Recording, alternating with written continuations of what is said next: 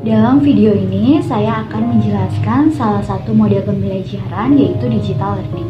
Model pembelajaran digital learning adalah proses pengajaran dan pembelajaran yang dilakukan melalui rangkaian elektronik, yang dilakukan melalui media internet, kemudian disampaikan melalui gambar, video, audio, dan lain sebagainya.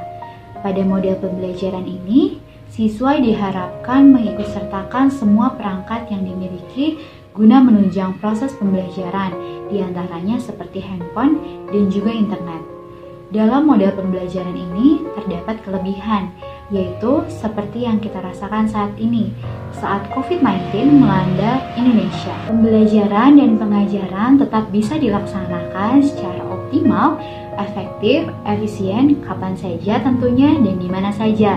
Kemudian juga siswa dapat mencari informasi secara mandiri dalam internet. Namun masih terdapat berbagai kekurangan ataupun kelemahan, diantaranya seperti fasilitas, yaitu contohnya seperti kuota yang kurang memadai ataupun sinyal. Nah, dalam hal ini pula pembelajaran digital learning masih dianggap kurang efektif karena pada kenyataannya masih terpaku pada hasil atau nilai saja. Dalam prosesnya terkadang siswa dituntut lebih aktif dalam pembelajaran ini sehingga cukup membebani. Model pembelajaran ini akan saya pakai pada materi permintaan dan penawaran dengan penggunaan teknologi untuk pelaku ekonomi. Materi tersebut terdapat di IPS SMP kelas 8, tepatnya di semester genap dengan kompetensi dasar 3.3 dan 4.3. Terdapat indikator pencapaian, yaitu mendeskripsikan pengertian pelaku ekonomi.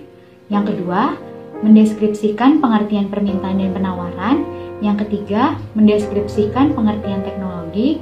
Yang keempat, mengidentifikasi penggunaan teknologi dalam permintaan dan penawaran untuk pelaku ekonomi. Dan yang kelima, menyajikan hasil analisis tentang penggunaan teknologi dalam permintaan dan penawaran untuk pelaku ekonomi. Pun terdapat tujuan pembelajaran, diantaranya yang pertama, melalui pengamatan gambar yang telah disediakan dan diidentifikasi berdasarkan pengalaman, peserta didik dapat mengetahui pelaku ekonomi. Yang kedua, melalui pengamatan gambar, peserta didik dapat mengetahui permintaan dan penawaran. Yang ketiga, melalui pengamatan gambar, video, refleksi pengalaman, dan juga pencarian informasi, peserta didik dapat mengetahui pengertian teknologi. Yang keempat, melalui kuis yang telah disediakan, peserta didik dapat mengetahui penggunaan teknologi dalam permintaan dan penawaran. Dan yang kelima, melalui tugas kelompok, peserta didik dapat menganalisis permintaan dan penawaran dengan penggunaan teknologi untuk pelaku ekonomi yang ada di lingkungan sekitar. Kemudian, pendekatan yang saya akan gunakan adalah pendekatan kontekstual, yaitu pendekatan dengan konsep belajar mengajar yang mengaitkan antara materi yang diajarkan oleh guru dengan situasi nyata siswa, sehingga mendorong siswa untuk membuat hubungan antara pengetahuan yang dimilikinya dengan penerapannya dalam kehidupan nyata, dengan teknik ceramah, diskusi, dan juga tanya jawab. Selama pematerian, media yang saya gunakan adalah PowerPoint, yang di dalamnya terdapat gambar, video, spin, dan juga dilengkapi dengan aplikasi Quizizz yang dilengkapi dengan internet, laptop, handphone, dan juga proyektor. Sumber yang saya akan gunakan adalah buku siswa IPS terpadu SMP atau MTS kelas 8 dari penerbit Erlangga, artikel dan jurnal terkait, YouTube, internet, kemudian lingkungan sekitar, serta pengalaman siswa. Evaluasi yang digunakan melalui kuis yang akan dilaksanakan dalam aplikasi Quizizz yang pemilihan partisipannya secara acak melalui pemutaran spin yang tertera dalam PPT, kemudian tampil ke depan kelas mempresentasikan jawaban dan diberikan ketentuan waktu untuk menjawab. Kemudian, peserta didik diberikan tugas kelompok untuk menyajikan hasil analisis untuk penyelesaian masalah tentang penggunaan teknologi dalam permintaan dan penawaran untuk pelaku ekonomi yang ada di lingkungan sekitar. Dalam praktiknya akan dibagi menjadi 3 kegiatan, yaitu kegiatan pembuka, inti, dan juga penutup. Pada kegiatan pembuka, guru masuk kelas dengan tersenyum dan penuh semangat, tidak lupa menyapa. Kemudian siswa bersiap diri untuk mulai pembelajaran pada hari itu Dimulai dengan berdoa, juga guru mempersiapkan presensi hari itu dan mengamati keadaan kelas yang harus bersih agar nyaman. Hal ini disertai dengan penilaian yang dilakukan tentang sikap spiritual siswa. Kemudian, guru menjelaskan tujuan pembelajaran dengan materi pokok, permintaan, dan penawaran dengan penggunaan teknologi untuk pelaku ekonomi. Peserta didik mendengarkan motivasi dari guru, yaitu contohnya, sekolah tidak perihal angka atau matematika saja, tetapi ada proses belajar yang menjadikan seseorang itu lebih baik. Maka dari itu, nikmati prosesnya tanpa terbeban dan kembangkan sikap positif dalam diri. Jangan terpacu dalam kekurangan saja. Semangat!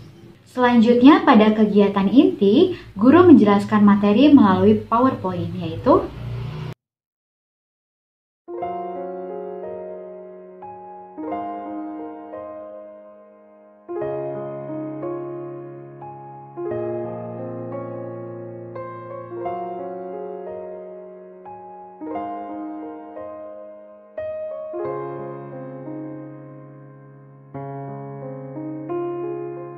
pesan Gojek ah.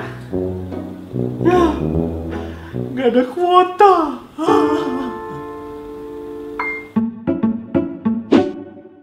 Gojek ah. Ya, jelek amat mukanya. Kamu ah. GoFood-nya mas? Yes, berapa? Totalnya 36.500. Iya. 6.500.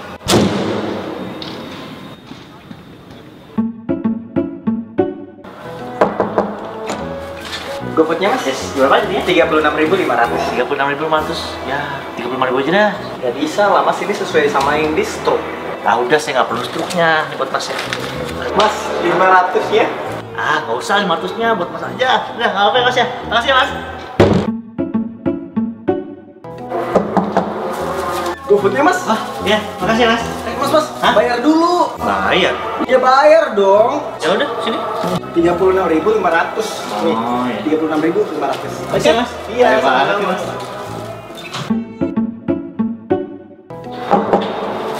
GoFood-nya mas? Iya, makasih.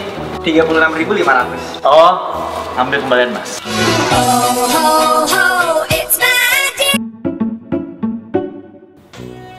Gojeknya mas? Aduh mas, ini telat di aplikasi tulisannya 5 menit sampai. Ini udah 5 menit lewat 1 detik. Mbak.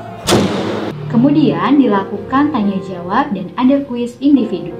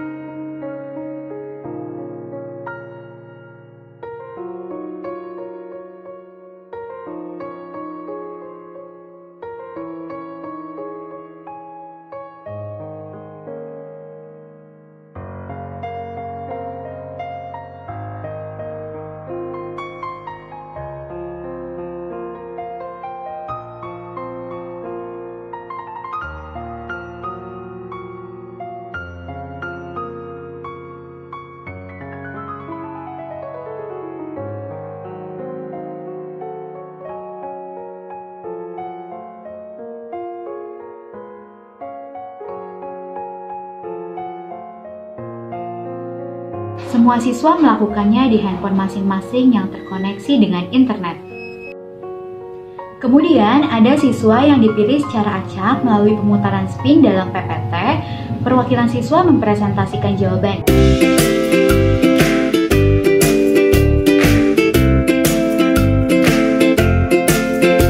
Di sini, guru dapat menilai keberanian, pengetahuan, penguasaan materi, serta menjawab pertanyaan. Presentasi jawaban ini diwakili 2 orang saja dan terdapat batasan waktu.